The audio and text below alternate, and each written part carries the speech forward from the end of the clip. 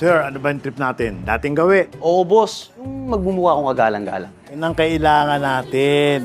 Malinis.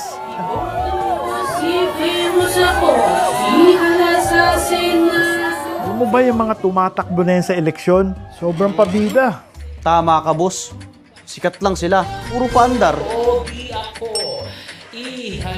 Pero, wala namang alam at kakayahan.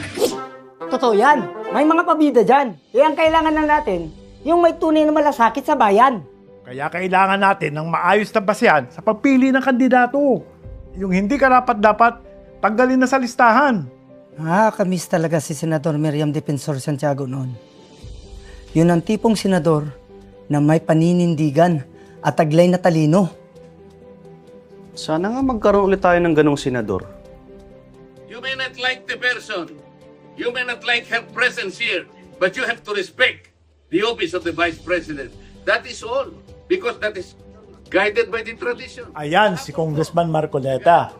Matalino, matapang, may integridad at laging nasa tama. Sabi nga nila, yan ang lalaking bersyon ni Senator Miriam. Yan ang klase na kandidato na gusto ko.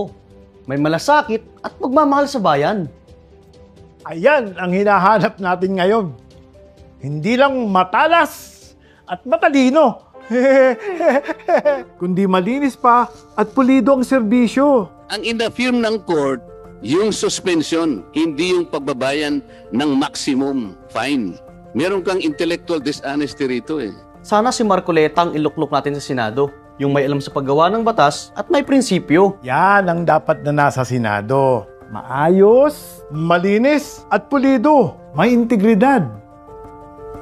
O boss, kay Marcoleta, may pag-asa pa. Save our country, save our country, Marcoleta! Kung gusto mo ng tunay na pagbabago, pumili tayo ng bago. Kay Marcoleta, may pag-asa ka.